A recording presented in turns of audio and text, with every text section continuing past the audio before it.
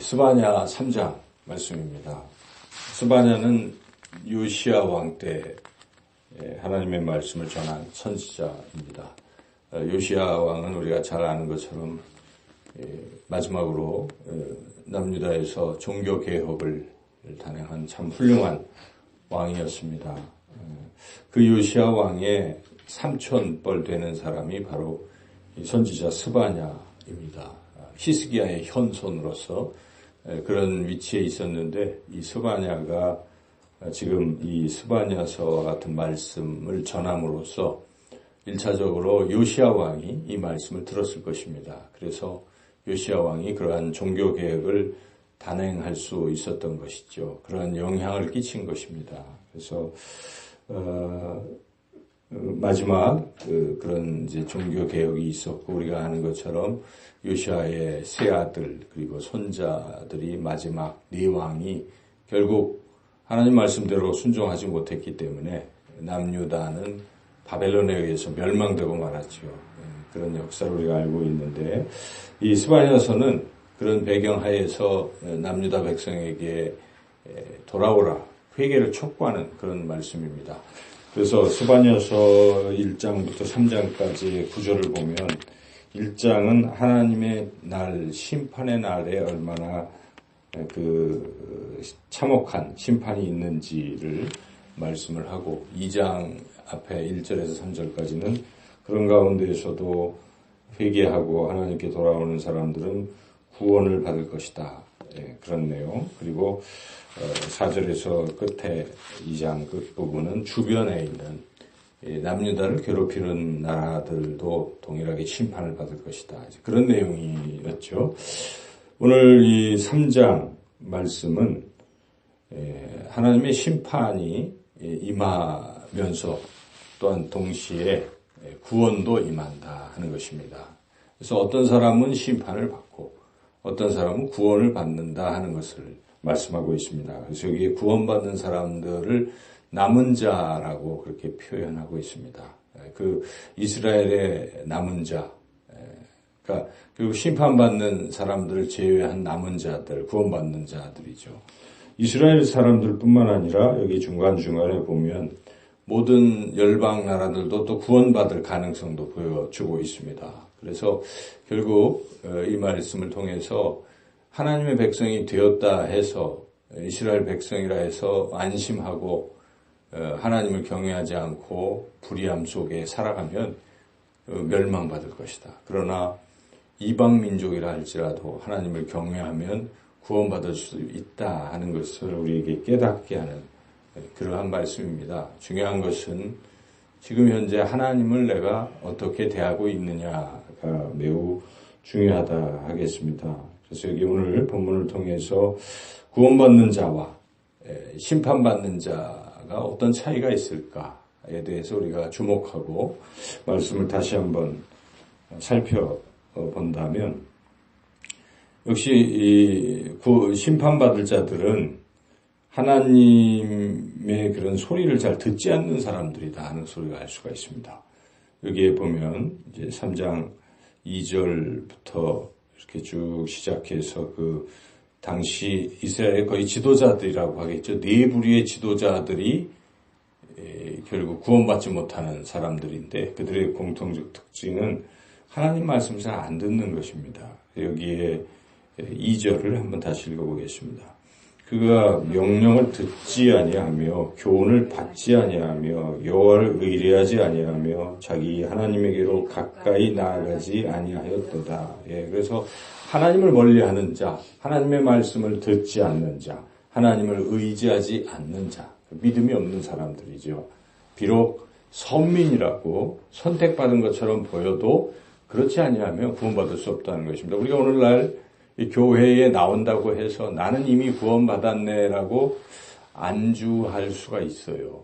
그런데 사실 실상은 삶을 보면 하나님과 무관하게 사는 사람들이 있습니다. 주일날 썬데이 크리스천들이 교회에 한번 나오고 일주일 내내 하나님이 있습니다. 하나님과 상관없이 기억하지 않고 하나님을 의지하지 않고 살아가는 삶이 과연 구원받을 수 있는 삶이냐라고 우리가 질문을 해봐야 된다는 것이죠. 여기 있는 이 이스라엘 사람들도 틀림없이 선민이고 더군다나 그 중에 지도자들은 더 선택받은 사람들이면 틀림없는데 그들이 그렇게 하고 있다는 것이죠. 그래서 여기에 3절에 이제 방백, 재판장, 선지자, 3절, 4절에 제사장, 네 부류죠. 당시의 지도자들인데 이들이 다 한결같이 하나님 말씀을 듣지 아니하고 무관하게 그렇게 살아가며 불의를 행하고 하는 그런 것들이죠. 그래서 이런 부류. 그래서 하나님은 그런데 이러한 불의한 자들을 단번에 심판하시지 아니하시고 경고하시고 다시 기회를 자꾸 주시는 하나님이시고 끝까지 기회를 주시죠. 악인이 죽는 것을 기뻐하지 아니하시는 하나님이시기 때문에 이 세상에 있는 동안 끝날까지 하나님은 계속 기회를 주십니다. 사실 이 말씀을 스바냐가 이들에게 전하는 것도 그들이 심판받으니까 끝 이런 얘기가 아닙니다. 심판받을 테니까 돌아오라는 것입니다. 누구라도 다시 회개하면 기회가 주어진다는 경고는 곧 다시 회개를 촉구하는 말씀이기 하기 때문에 그렇게 하였건만 이들은 끝까지 듣지 아니한다 하는 것이죠. 그래서 또 더군다나 주변에 이런 어떤 역사적인 그런 사실들을 보여주어도 교훈을 받지 않는다. 그러니까 여기에 예를 든 것이 6절에 여러 나라를 하나님이 징계하신다는 것이 이방 나라들 하나님을 섬기지 않냐는 나라들이 그 어떠한 최후를 맞이하는지를 하나님이 이렇게 보여주신 거죠. 이스라엘 백성들에게 보고 너희들은 그 전철을 밟지 말라. 돌아오라 하는 촉구가 되는데 그걸 보고도 회개하지 않는다는 것입니다. 그래서 6절, 7절 같이 한번 읽어보겠습니다.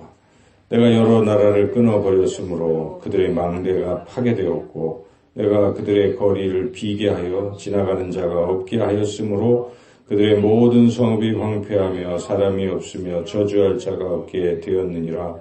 내가 이르기를 너는 오직 나를 경외하고 교훈을 받으라. 그리하면 내가 형벌을 내리기로 정하기는 하였지만 너의 거처가 끊어지지 아니하리라 하였으나 그들이 부지런히 그들의 모든 행위를 더럽게 하였느니라.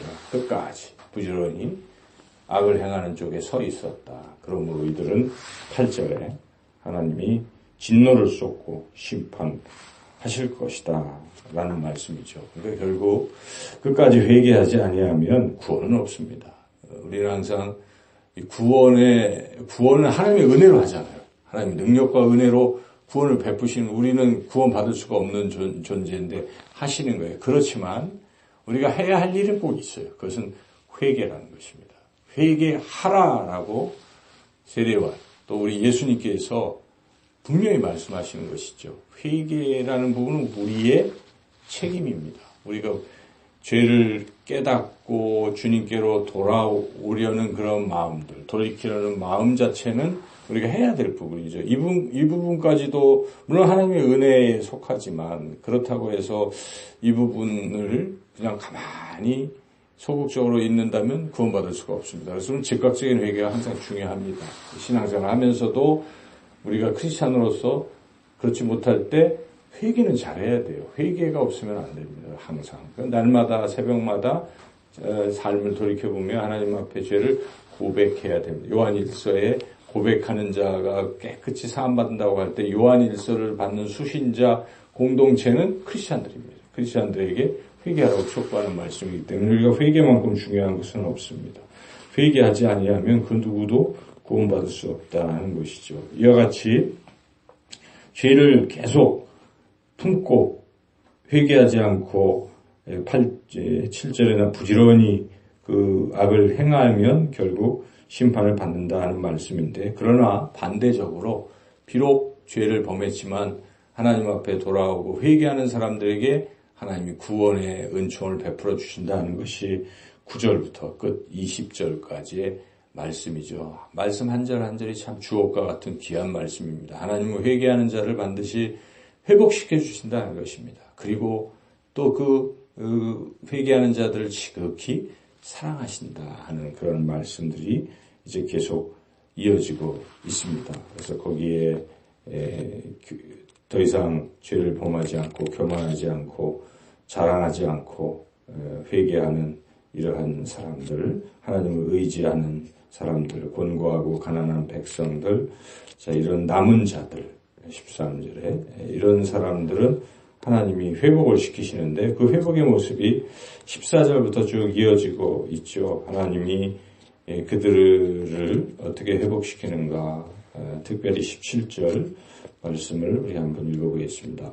너의 하나님 여호와가 너의 가운데에 계시니 그는 구원을 베푸실 전능자이시라. 그가 너로 말미암아 기쁨을 이기지 못하시며 너를 잠잠히 사랑하시며 너로 말미암아 즐거이 부르며 기뻐하시리라. 예, 그와 같이 하나님은 회개하는 남은 자 하나님의 백성들을 얼마나 사랑하시는지 그들과 함께 하시고 또 그들 때문에 기뻐하시고, 그렇게 하나님은 그들을 이제 회복시켜 주신다 하는 것입니다. 그래서 여태까지 너희들이 그렇게 다 회복하고 너희를 괴롭게 하는 자를 보라고 칭찬과 명성을 너희들이 얻게 될 것이다. 그렇게 20절까지 이어지고 있습니다. 오늘 이 말씀 스바냐서의 결론과 같은 이 마지막 말씀을 통해서 우리가 해야 할 일은 선택입니다. 우리는 항상 악한 길과 선한 길의 그런 기로에 서 있습니다. 이럴 때 우리가 항상 하나님을 택하고 그렇게 살아가야 하는 것이죠. 신앙은 어찌 보면 선택인 것이죠. 우리 앞으로 남은 나날 동안 항상 하나님을 경외하는 길인가, 하나님을 대적하는 길인가를 우리가 잘 선택을 해서, 분별해서 항상 하나님을 따라가시는, 그래서 이렇게 하나님의 사랑을 받고 또 풍성한 소망을 가지고 살아가는 저와 여러분이 되시기를 주님의 이름으로 축원합니다.